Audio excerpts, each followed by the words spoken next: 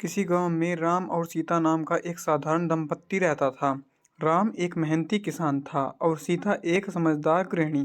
दोनों एक दूसरे से बेहद प्रेम करते थे, लेकिन उनकी आर्थिक स्थिति अच्छी नहीं थी। राम अक्सर सोचता कि उसकी पत्नी सीता को ऐसे कठिन जिंदगी नहीं जीनी चाहिए।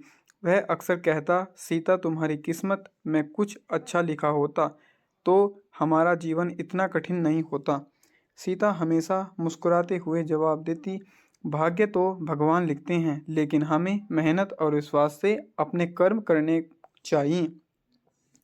एक दिन गांव में एक साधु आए। गांव के लोग उनके पास अपनी समस्याएं लेकर जाते थे। राम और सीता भी उनके पास गए। राम ने साधु से पूछा, महाराज, क्या मेरी पत्नी की किस्मत में सुख लिखा है? मुझे लगता है कि मेरी वजह से उसकी जिंदगी कठिन हो गई है। साधु मुस्कुराए और बोले, भाग्य का खेल बड़ा विचित्र होता है बेटा, लेकिन याद रखो, भाग्य बदलने की चाबी तुम्हारे हाथ में है। यदि तुम अपने कर्मों से अपने जीवन को बेहतर बनाओगे तो किस्मत भी तुम्हारा साथ देगी। राम ने संत की बातों पर विश्वास किया और तय किया कि वह और मेहनत करेगा ताकि सीता को अच्छा जीवन दे सके।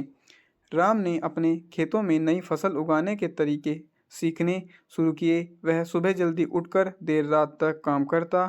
इधर सीता से अपने हुनर का इस्तेमाल करके अपने घर में छोटी छोटी चीज़ें बनाता शुरू किया, जैसे कपड़े, टोकना, टोकनी आदि। वह इन्हें बाजार में बेचने लगी। दोनों की किस्मत रंग लाई और कुछ ही समय में उनकी आर्थिक स्थिति में सुधार होने लगा। अब राम और सीता न केवल अपने लिए अच्छा जीवन जीने लगे, बल्कि उन्होंने गांव के अन्य लोगों की भी मदद करना शुरू किया।